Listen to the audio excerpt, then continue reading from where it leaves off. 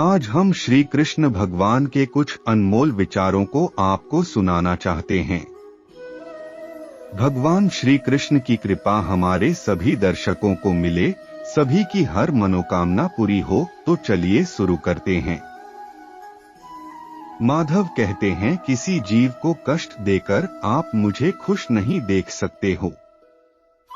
अर्थात श्री कृष्ण जगत के स्वामी हैं, वह कण कण में निवास करते हैं।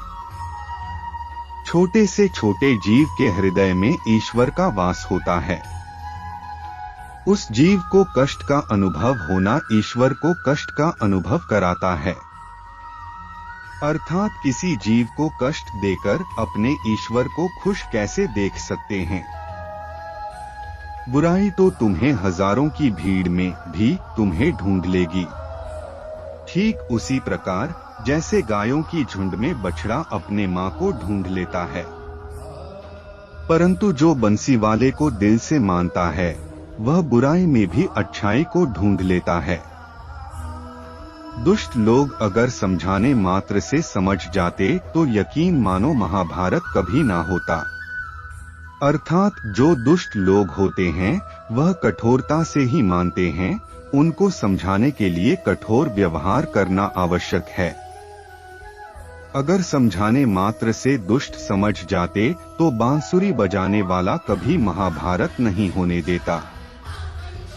कभी भी स्वयं पर घमंड मत करना, पत्थर भी भारी होकर पानी में अपना वजूद खो देता है। अर्थात जो व्यक्ति अपने अहंकार से भारी हो जाता है, जिसमें अभिमान भर जाता है, वह उस पत्थर की भांति होता है जो भारी होने के बावजूद भी नदी की धारा में डूबकर अपना अस्तित्व खो देता है।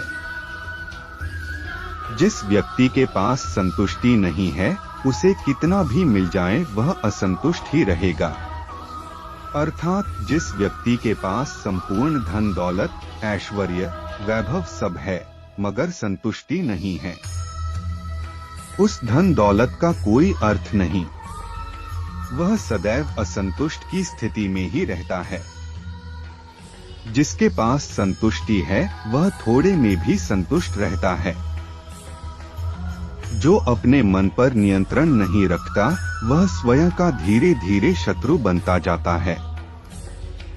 अर्थात मनुष्य का मन सदैव से चंचल रहा है। इस मन की चंचलता ने मनुष्य को पथभ्रष्ट तथा मार्ग से विचलित करने में कोई कसर नहीं छोड़ी। जो व्यक्ति अपने मन को नियंत्रण में नहीं रखता वह धीरे धीरे स्वयं का शत्रु बन जाता है। ज्यादा हंसने और बोलने वाला व्यक्ति अगर चुप हो जाए तो मान लेना वह भीतर से टूट चुका है। अर्थात जो व्यक्ति सदैव हंसता खेलता मुस्कुराता रहता हो, अगर वह अपने स्वभाव से भिन्न हो जाए अर्थात चुप गुमसुम उदास रहने लगे, तो समझना उसके हृदय में एक पीड़ा है। उस पीड़ा ने उसे कमजोर बना दिया है। जिंदगी में सदैव अवसरों का आनंद लेना चाहिए, लेकिन किसी के भरोसे को तोड़कर नहीं। अर्थात जिंदगी में भरोसा एक ऐसी चीज है जिसे प्राप्त करना वर्षों की मेहनत के समान है। फिर भी यह प्राप्त हो या नहीं, यह भाग्य पर निर्भर करता है। किंतु भरोसे को तोड़कर पुनः प्राप्त करना यह संभव नहीं है। इसलिए जिंदगी में अवसरों का आनंद सदैव ले, लेकिन भरोसे को कभी टूटने ना दें। प्रेम में कोई वियोग नहीं होता, प्रेम ही अंतिम योग है, अंतिम मिलन है। अर्थात प्रेम कभी ना समाप्त होने वाली प्रक्रिया है। जिस व्यक्ति को प्रेम हो जाता है वह फिर जीवन और जीवन के बाद भी प्रेम के वशीभूत रहता है। प्रेम को प्राप्त करने के लिए त्याग, तपस्या और योग का सहारा लेना पड़ता है।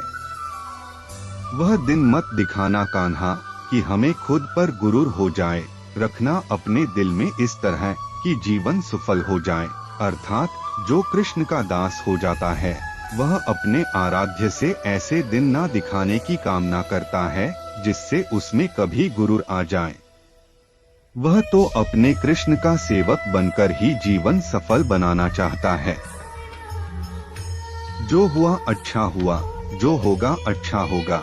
स्वयं को मुझ पर छोड़ दो, अपने कर्म पर ध्यान दो। कर्म ऐसा जो स्वार्थ रहित पाप रहित हो। अर्थात कृष्ण अपने भक्तों को कर्म का मार्ग दिखाना चाहते हैं। वह कहते हैं अपने कर्म समाज के प्रति और मानव कल्याण के प्रति केंद्रित करते हुए करो। बाकी फल की चिंता मत करो, उन सभी कर्मों को मुझे समर्पित करो। इस मार्ग को अपनाकर तुम मुझे प्राप्त कर सकते हो, मेरे प्रेम का भागीदार बन सकते हो।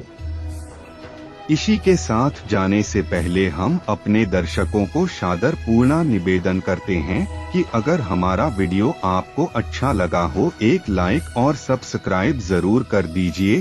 धन्यवाद दोस्तों।